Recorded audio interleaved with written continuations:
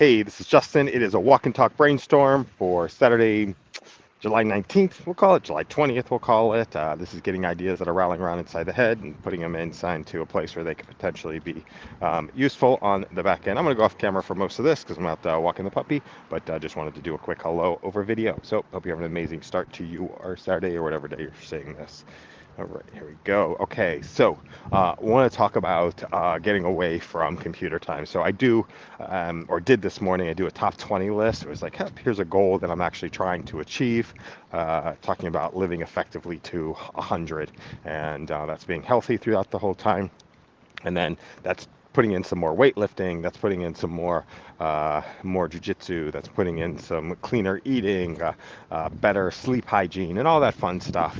But when we get to the sort of working towards something that is actually meaningful, it's like, how do you spend more time doing some of the walking and talking, right? And some of it is just practices, and some of it's practices like, hey, I just got to go in and do some of this stuff, and then it's also training people in life or making people in life aware that this is what I've declared, this is what I want to do, and then this is what actually makes it happen. And realize a lot of any sort of lack of momentum comes from just stale energy, and stale energy typically comes for me from time behind a computer or time not in motion. There's some sort of piece of motion. So how do we stay in motion, keep the brain working at the way that is best for us, and to be able to create the most amount at the largest amount of time. So I realize meetings can be done during a walk off camera, unless we're actually doing some presenting on there. Meetings can actually just be reduced completely, not necessarily the number of meetings, but the active participants. Because what's becoming possible with meetings is, one, if you get recordings, people can consume the contents of the meetings after the fact. There's also can read transcripts. You can read transcripts of the meeting, which takes about 1/20th the time it does to actually work in the meeting. Meetings can also start to kick off workflows. They can start to tell you, hey, look, here's something for you to do based on this meeting, or here's something that you should be aware of based on this meeting, or here's something that's coming based on this meeting. So the transcripts of those meetings start to become knowledge transfer. Useful knowledge for people that can be used in other places inside of the organization. So that's becoming, I use that like in the individual sense as the second brain, but it's also the organizational, like, knowledge management. How do we capture more of the intelligence of what's actually going on inside of an organization? And then also, how do we signal, because if we're capturing a lot more, how do we signal the noise from the signal? And had a conversation with my friend Ben yesterday, who was talking about, so once we get like the systems in place to make information that's inside of our head more useful, and we're able to separate the signal from the noise, and we're able to kick off workflow from the work that we're doing, and we're able to get good systems in for prioritization to see where we actually focus versus not focus, then we're incentivized to actually do more recording, and more recording means more walking. More walking means more health. More health means more opportunity to do stuff like this for a longer period of time. So it's like, yeah, how do you start getting away from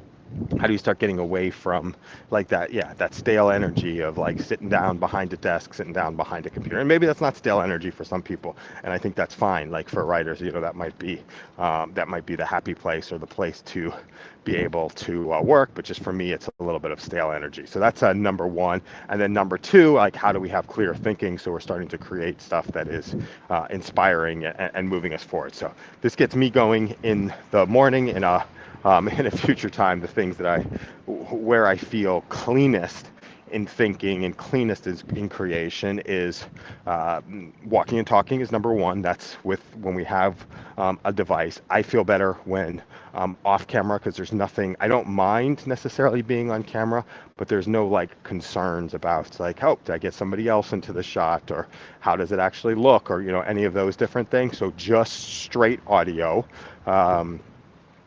Straight audio capture, so you can actually be anywhere, creating, and be in people's earbuds as opposed to being in people's um, as opposed to being in people's earbuds and opposed to being in people's heads. And now I realized probably makes more sense to start to use these as podcasts in addition to the work that we're doing from the streaming. So start picking that up in start picking that up in a little bit. And then I just realized that doing the podcast is a little bit better way for people to be able to consume. I was telling my friend who's doing a whole bunch of live streaming that I listen to the stuff that's on the podcast.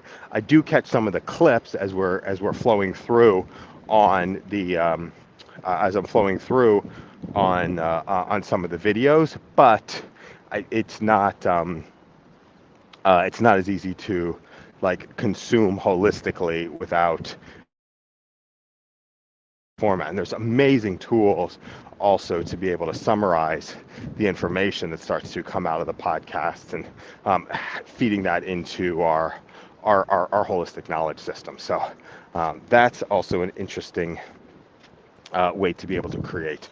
I have put together a plan for myself to be live 24 hours a day. That's not actually live 24 hours a day, but to be able to present information 24 hours a day, having enough, for a day's worth of 24 hours worth of content, and then having enough for a week's worth of 24-hour content, and having enough for a month, and having enough for a year's worth of 24-hour content to just have it on all the time for to be available and to be able to create interaction points with other people. So I'm excited about that and building that out and sharing it and coming up with a way to have some good quality control and coming up with a way to get over the personal, oh, this doesn't look good or this doesn't sound good or blah, blah, blah, or don't necessarily believe this anymore, to have all of that stuff out there.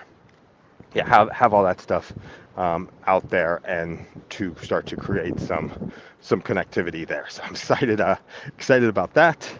And what else do I want to talk about this morning? I do want to start to have guests on the live streams. There is there is a way to share as we're going out. Share as we're going out live, to send out notifications of, hey, we're going out live. If you want to come on, please feel free. Please feel free to come on live as we're working. There's ways to do notifications, I guess, via text or some other some other way, and just to give people the chance to also come on live, or to start doing some scheduled conversations for people to come on to having a meaningful conversation. So I do want to start doing some guest stuff.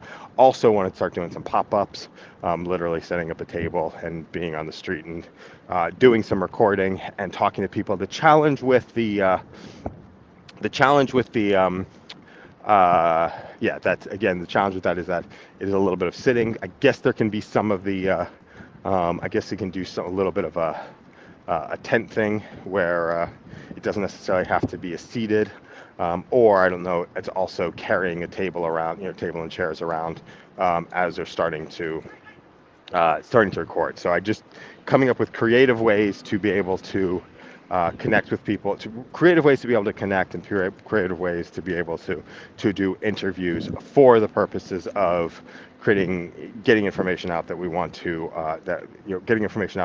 get out to people. So this will be yes, and then so that all takes the challenging piece of that all takes sitting down. It takes either some partnership or sitting down in front of a computer and doing the work. Sitting down in front of a computer and doing the work to create the automation that allows this stuff to be a little bit more consumable on the other end and allow people to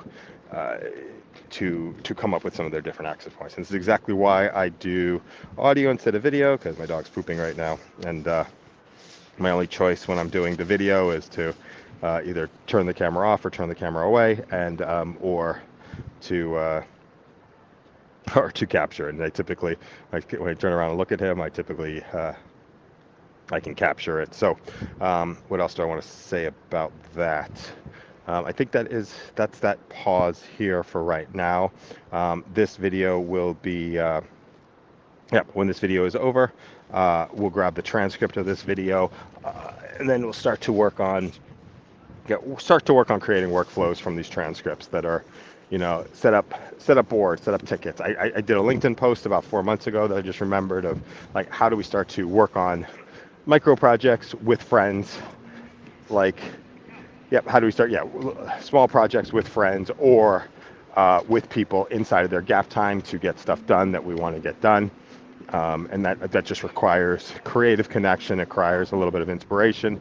Requires a little bit of energy, a little bit of energy, and either systemization or the right amount of willpower and discipline to create the follow through till something actually gets complete.